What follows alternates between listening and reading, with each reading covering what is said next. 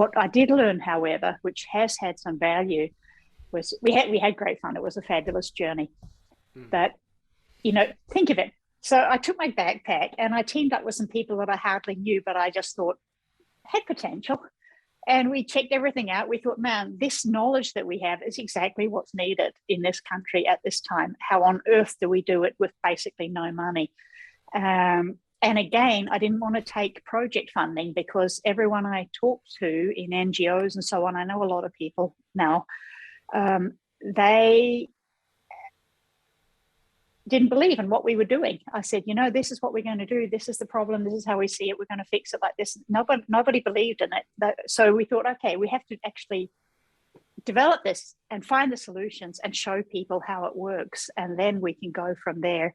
And we spent 2-3 years doing that. We developed working solutions for food waste and using the food waste to create soil and grow gardens, grow more food in monasteries, in slums, in urban communities, in the middle of Yangon, which is a 7 million people city, in villages, on farms, rice paddies. I have 7 acres of rice paddy in Yangon, which we were working with.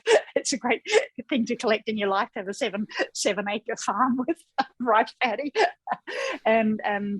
And we did a lot of education. We were teaching gardeners, we were teaching farmers, we were teaching monks and nuns and students and universities. We were teaching people all over, maybe 100 or 200 people a week we were teaching through our courses.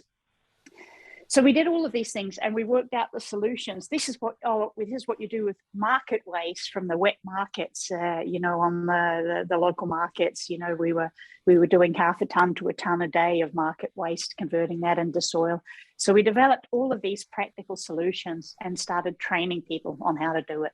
And that knowledge we were sharing for more or less free because we just wanted to get it out there. Mm-hmm. And amazingly enough, it was working. We got so much respect for what we were doing. The knowledge was spreading. People were climbing all over us to come and learn. Some people were paying us for it. We were starting to get contracts to go into hotel resorts and things like that, where we could convert the food waste into a local soil cycle. We'd build a garden for them and we'd structure up the whole thing and educate everyone working at the hotel.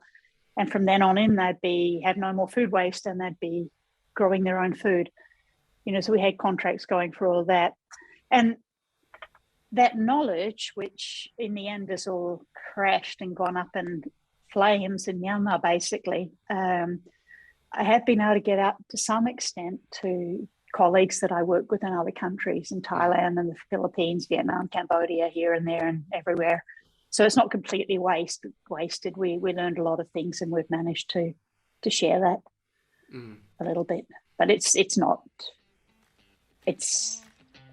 what it could have been. But that's COVID and that's the coup. Yeah. That's life.